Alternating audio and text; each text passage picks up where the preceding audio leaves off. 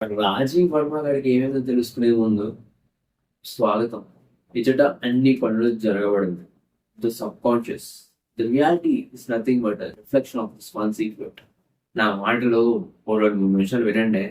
లేదు నాకు మూడ్ లేదుగా, రేపు నుండి ఫ్రెష్ గా స్టార్ట్ చేస్తా, రేపు నుంచి జిమ్ వెళ్తా, రేపు నుండి మంచిగా తింటాను అంటే రేపు ఎల్లుండి అవుతుంది, ఆ ఎల్లుండి అవతల ఎల్లుండి అవుతుంది, ఆ అవతల ఎల్లుండి మొత్తానికి రానే రాదు. ఇంకా చేంజ్ అంటావా, మార్పు అంటావా, అది ఎప్పుడు వస్తానే. అది ఎందుకంటావు? ఎందుకంటే నీ డెసిషన్స్ అనేవి ఏవైతే ఉన్నాయో అది నీ కాన్షియస్ మైండ్ నుండి వస్తుంది, కానీ నీ హ్యాబిట్స్, రియాక్షన్స్, ప్యాటర్న్స్ అనేవి నీ సబ్ కాన్షియస్ మైండ్ నుండి వస్తుంది. కాన్షియస్ మైండ్ అనేది ఒక గేట్ కీపర్ లాంటిది, లాజికల్ ఇంకా క్రిటికల్, పెద్ద తలనొప్పి దీంతో. సబ్ కాన్షియస్ మైండ్ ఒక పవర్ జనరేటర్ లాంటిది. హార్ట్ బీట్ ని మేనేజ్ చేస్తుంది, నీ బ్రీతింగ్ ని మేనేజ్ చేస్తుంది, నీ మెమరీని మేనేజ్ చేస్తుంది, నీ హ్యాబిట్ ని మేనేజ్ చేస్తుంది. ప్రతిదీ స్టోర్ చేస్తుంది, ప్రతి డేటా ఉంటుంది దీనిలో. కాకపోతే ఇది ఒక 10 ఏళ్ల క్రితం ఉండే సాఫ్ట్వేర్ మీద రన్ అవుతా ఉంటుంది. సో దీని వీక్నెస్ ఏంటంటే ఏది నిజమో, ఏది ఊహించబడుతుందో, ఏది ఇమాజిన్ చేసుకోబడుతుందో తేడా తెలియతుంది. సో దీని వీక్నెస్ అదే కాబట్టి మన పెద్ద పవర్ కూడా అదే అనమాట.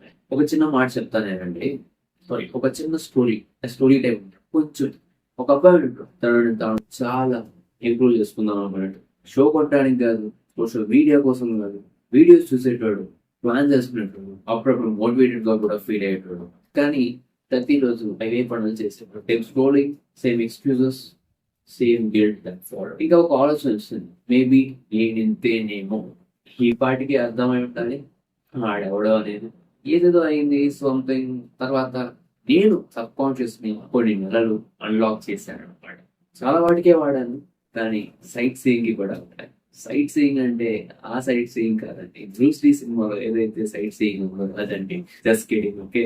మీరు కూడా అది సబ్ కాన్షియస్ ని అన్లాక్ చేయాలనుకుంటున్నారు. నా దగ్గర మూడు విధానాలు ఉన్నాయి వాళ్ళ భాష మాట్లాడటానికి. అవేంటో చెప్తాను వినండి. The power of I am, the affirmation. Sub conscious అనేది ఎమోషన్ కి ఇంకా రిపిటేషన్ కి ఎక్కువగా రెస్పాండ్ అవుతూ ఉంటుంది. బేసిక్ గా నేను సక్సెస్ఫుల్ అవ్వాలని కోరుకుంటున్నాను, నేను ఇది అవ్వాలని కోరుకుంటున్నాను, నేను సక్సెస్ఫుల్ అవ్వాలని కోరుకుంటున్నాను, ఫైనాన్షియలీ ఫ్రీగా ఉండాలని కోరుకుంటున్నాను అని చెప్పే బదులు నేను సక్సెస్ఫుల్, నేను ఫైనాన్షియలీ ఫ్రీ అని ఒక ఫ్యాక్ట్ రూపంగా చెప్తే it would be more helpful. అది కూడా ఎప్పుడు చెప్పాలి అంటే నిద్ర లేచిన వెంటనే, నిద్రపోయే ముందు. ఎందుకంటే ఈ పాయింట్ ఆఫ్ టైం లో మైండ్ ఎక్కువగా స్వీకరిస్తూ ఉంది. కొంతమంది చెప్పొచ్చు అసలు అవసరం వీడు అని. అది అబద్ధం కాదండి. మనం జస్ట్ ఒక కమాండ్ ని ఇన్స్టాల్ చేస్తున్నాం సబ్ కాన్షియస్ లో. రెండోది 5 నిమిషాల చిత్రం, ద విజువలైజేషన్ అనేది ఏదైతే ఉందో అది ప్రపంచానికి చాలా అవసరం. ఇందాక చెప్పినట్టు ఆల్రెడీ సబ్ కాన్షియస్ నిజంగా జరిగేది ఏంటి, ఊహించబడుతున్నది ఏంటి అని తేడా తెలియదు. సో ప్రతిరోజు 5 నిమిషాలు నువ్వు నీకు కావాల్సిన లైఫ్ జీవిస్తున్నట్టు ఊహించుకో. 5 సెన్సెస్ అందుబాటులో తెచ్చుకొని ప్రాక్టీస్ చేస్తూ ఉండు. ఆ మూవీ ఎంత నిజంగా ఉండాలి అంటే మన సబ్ కాన్షియస్ మెమరీలా భావించేయాలి. సో వన్స్ అది భావిస్తే అది మన నిజ జీవితంలో కూడా బాడీ అండ్ మైండ్ ని పుష్ చేస్తా ఉంటుంది నిజంగా జరగడానికి.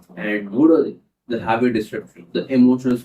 హ్యాబిట్స్ అనేవి సబ్ కాన్షియస్ లో ప్రోగ్రామ్స్ మాత్రమే. సో ఇప్పుడు మనం ఒక బ్యాడ్ హ్యాబిట్ ని బ్రేక్ చేయాలి అంటే మన స్ట్రాంగ్ ఇంటెన్స్ నెగిటివ్ బిహేవియర్ ఏదైతే ఉందో మన పాత హ్యాబిట్ తో ముడిచేసి దాన్ని కొత్త హ్యాబిట్ ఏదైతే ఉందో దాన్ని స్ట్రాంగ్ పాజిటివ్ ఎమోషన్ బిహేవియర్ తో లింక్ చేయాలి. ఇక్కడ మనం ఒక రివర్స్ ఇంజనీరింగ్ టాక్టిక్ వాడడం. ఎప్పుడైతే when you're in act of procrastination, catch yourself, feel the pain of the habit, then switch to the pleasure of taking an action.